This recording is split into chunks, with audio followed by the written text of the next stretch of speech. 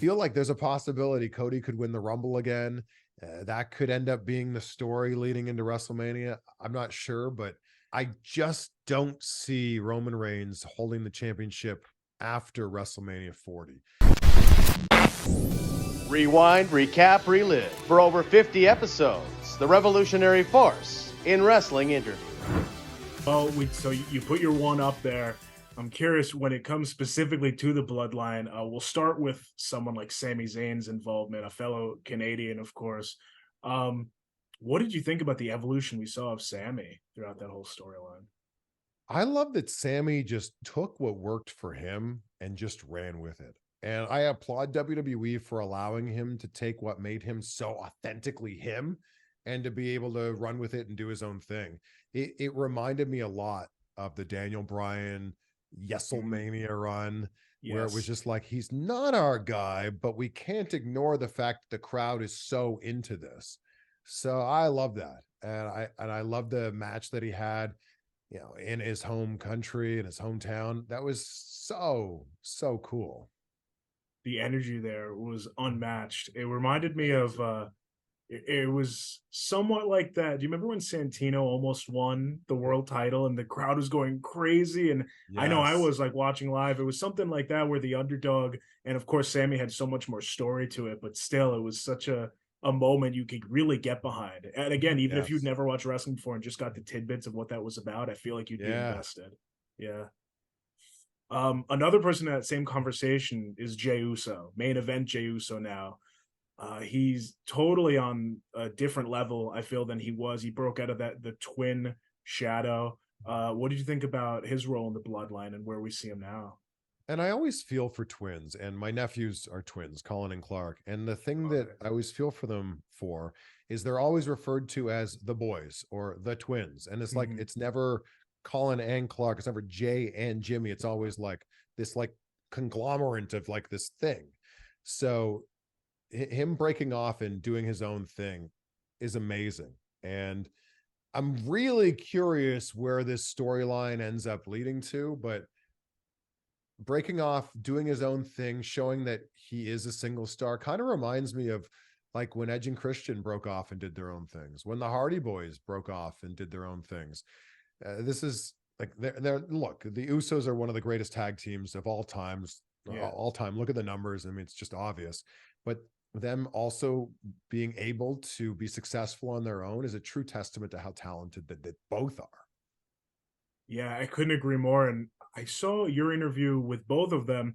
I think it was at a Cricket Wireless store. It seemed like it was. I believe in there they said a dream of theirs was to headline, or whether it be at a WrestleMania against each other, but to have a program with one another. And they weren't sure if that was going to ever happen. And now we have the opportunity to really see that. Yeah, and it'll be really interesting what happens here. I feel like when Roman ends up losing the title, whenever that happens to be, I don't feel like we see Roman for a while. Like Roman right now is kind of in that, it's in that like Brock Lesnar booking, it feels like, where when he shows up, it means something and it's a big match, but like he doesn't need to always be there for the titles to mean something. So I feel like when he does drop off, I feel like, or when he does drop the title, he's going to drop off and we're not going to see him for a little while. I could be wrong, but I feel like that's when it starts to set up something for Jimmy and Jay or whatever is beyond the Bloodline, because man, the Bloodline, we're going on almost 4 years now. It's incredible. It really is. And yeah, you brought up something. I was actually just talking about that with my friend the other day. Like, how do you bring Roman back after he does lose those belts? Like, he's had such a stranglehold on them and been such a dominant champion. Like, I don't know what his first promo even looks like after that. Yeah, I don't know. It's not like he's in a John Cena position where John Cena was really good. And I don't think people give him enough credit for this. John Cena was so good at floating between the main event and the mid card. Like he, of course, has held the championship 16 times, but he also made the US title feel so significant, whether he had it or whether he was chasing it. And I don't think you could put Roman in even the World Heavyweight Championship picture, let alone the IC title or the US title, and make it feel significant. I would love to be wrong here, but it just doesn't feel like it would fit. No, I don't think so either. I think he's surpassed it. And if there is a I don't know what you'd call this era. A lot of people have a different name for it, but like the modern era, post-COVID era, if there is a star that has moved into the mainstream, I feel like it would be Roman. So many people have at least heard of Roman Reigns that I've spoken to. Yeah, I really wonder if he's going to make a move into movies. Like we've seen him in a few things. It was a nice surprise to see him in The Wrong Missy, that David Spade movie.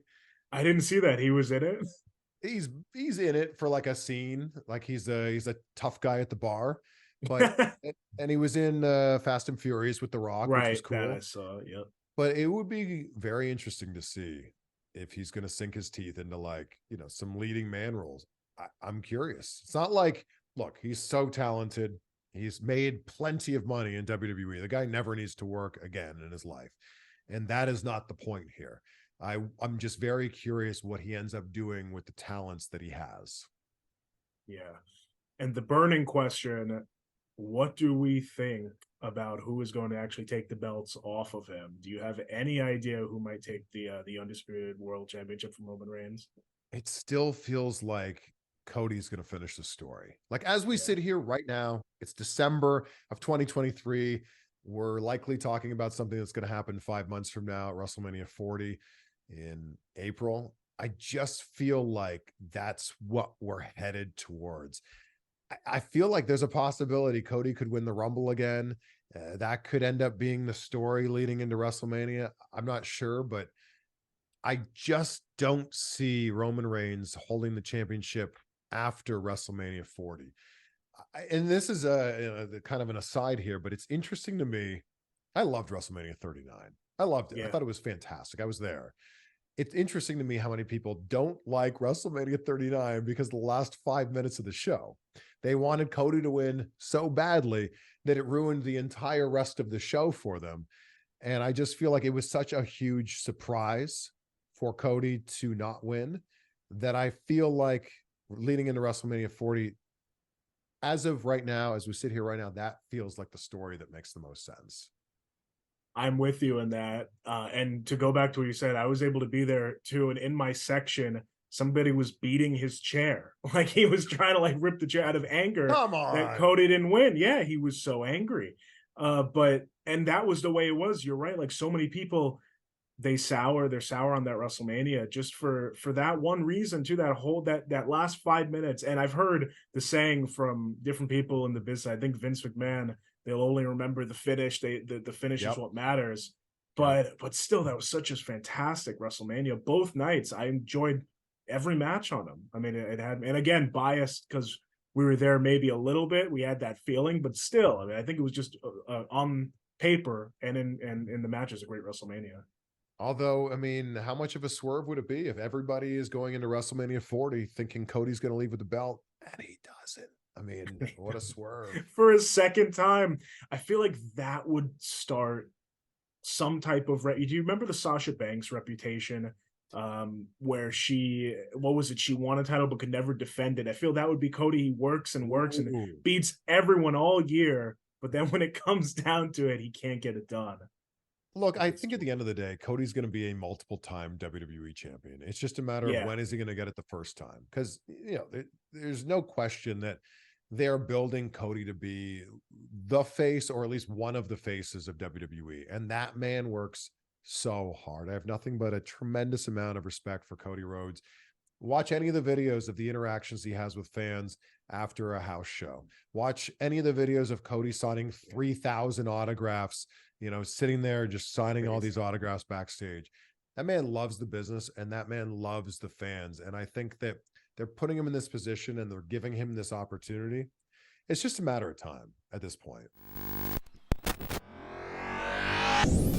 Rewind, recap, relive. For over 50 episodes, the revolutionary force in wrestling interview.